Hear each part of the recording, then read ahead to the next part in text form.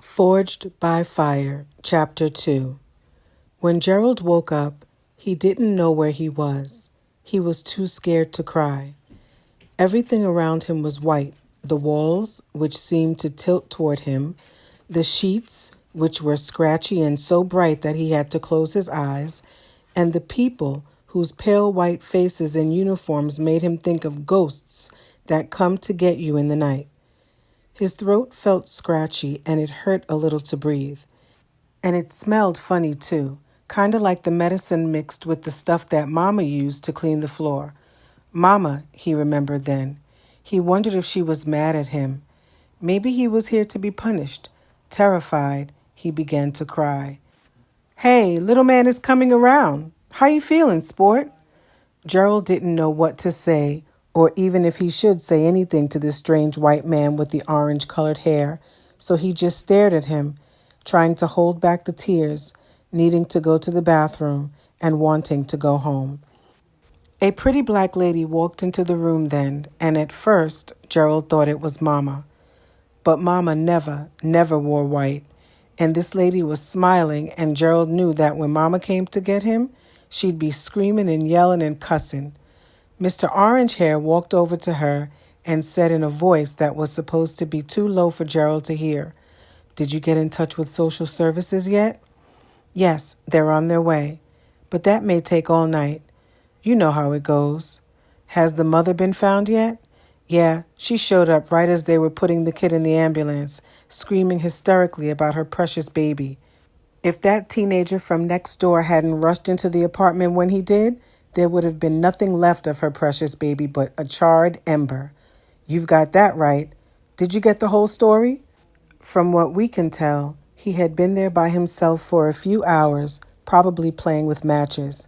A neighbor said the mama was a big-time druggie, left him there alone all the time. She said she usually checked on the boy, but he had been so quiet today, nobody knew he was there. The kid who rescued him told the police that a funny feeling just made him check the apartment before he got out himself. He said he knew the little guy liked to play behind the couch. He ought to get a medal, and that mother ought to get— Shh, shh, shh. She's already in custody. Child endangerment, abandonment, that sort of thing.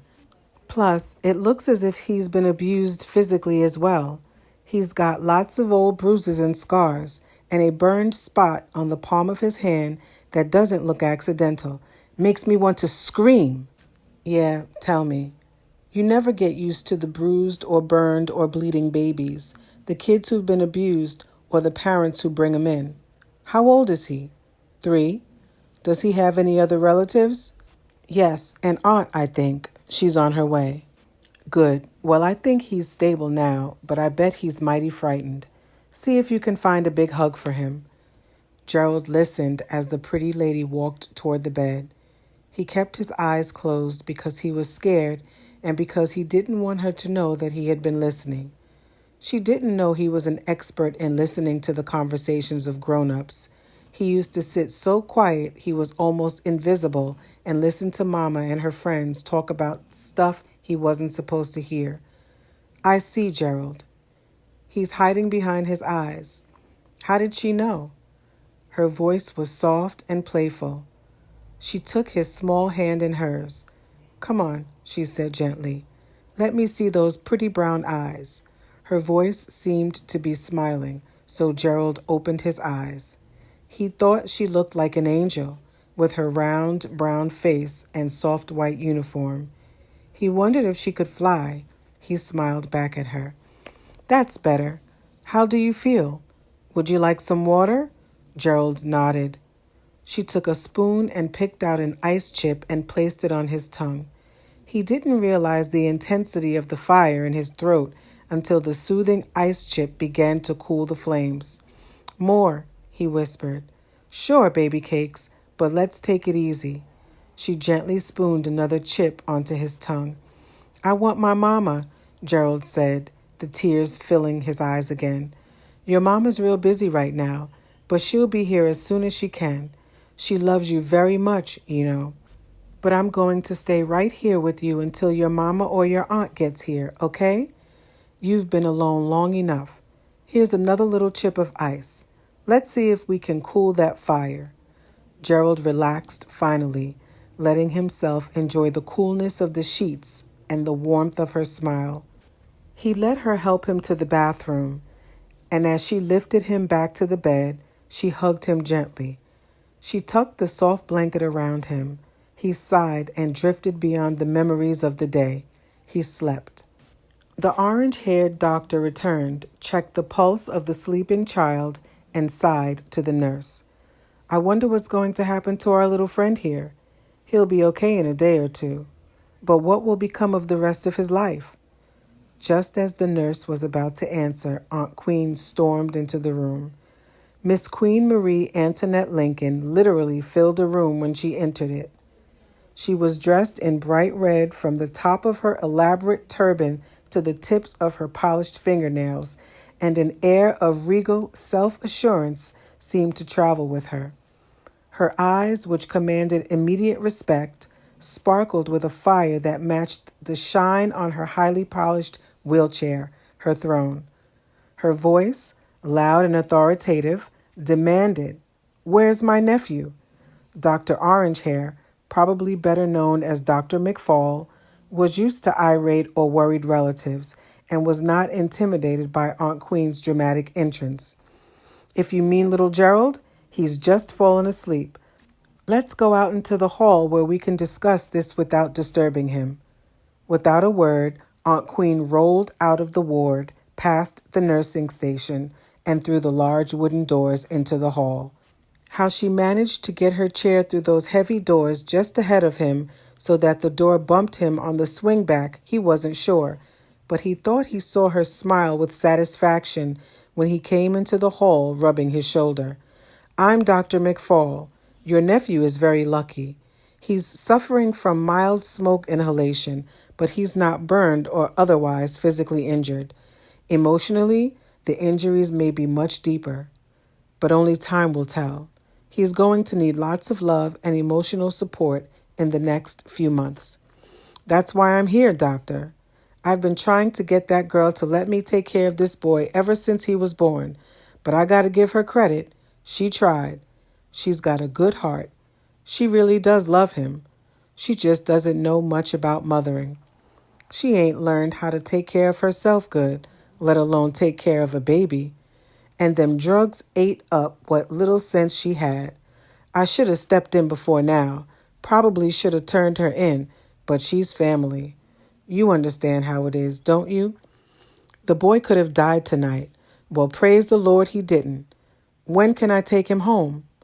"You'll have to talk to social services and start the paperwork to be Gerald's temporary guardian." "Are you his only relative? Does he have a father?" "Of course he has a father." Aunt Queen's feathers were ruffled now. "Don't you have a father? I know you doctors are pretty good at making test tube babies, but the last time I checked, it still took a mother and a father to make a baby. What I meant was, I know what you meant. Since this kid is poor and black and his mother is living alone and unmarried, his father must be long gone. Well, I'm here to tell you that not all black men are like that. There's zillions of black families with a mama and a daddy and 2 kids like the average American family."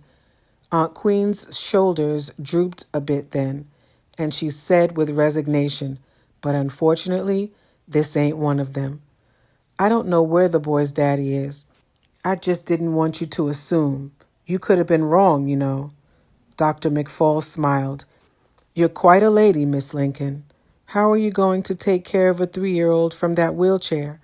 Call me Queen. All my friends do. And like you said, I'm quite a lady. I raised 6 kids from this wheelchair. I ain't forgot how. What's one more grandnephew? I'd like to see him now." "Of course. And unless there are complications, he should be able to go home by Wednesday." Aunt Queen quietly entered Gerald's room. She listened for a moment to his slightly raspy breathing, then softly touched his cheek. He coughed, turned, and opened his eyes. At first confused and frightened, he looked around wildly, but when he saw Aunt Queen, he relaxed and smiled. "Aunt Queen, where's my mama?"